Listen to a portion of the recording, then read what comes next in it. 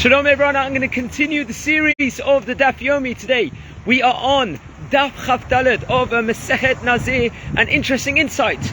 We were learning all throughout Masechet Nedarim recently with regards to the power of a husband to be mefer some various Nedarim that the wife makes. What if a wife makes a neder of a Nazirite status and she carries through the Nazirite status?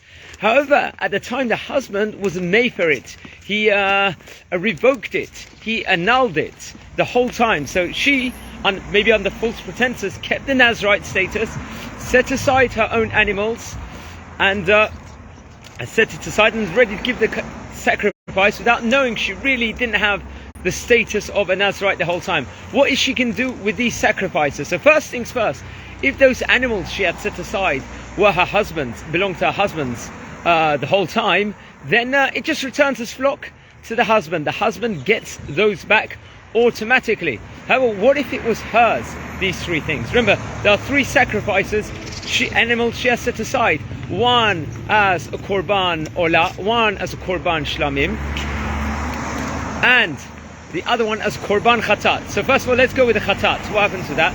The chatat, if it was hers and not the husband's, it's left to die at that stage in time, because there's no other useful purpose for it. If it was an olah sacrifice, then the olah sacrifice, she can give a voluntary olah. It can still go up to Hashem, but as a voluntary one. It hasn't got the status for that specific thing, but it still can be given voluntarily. And with regards to shlamim, she can also give a voluntary shlamim sacrifice with the animal, and but it's got to be done on that specific day itself. So, if it was to clarify, if it was a husband's possessions, it was his animals from the beginning, it can return to flock. If it was hers, then it will go to those three different things. The chatat will simply be left to die. It won't have a significant use to it.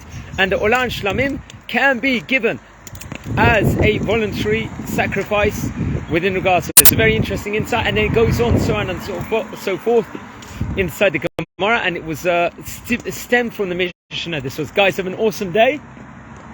And be blessed and stay tuned for Chaf Hey coming later. Bye.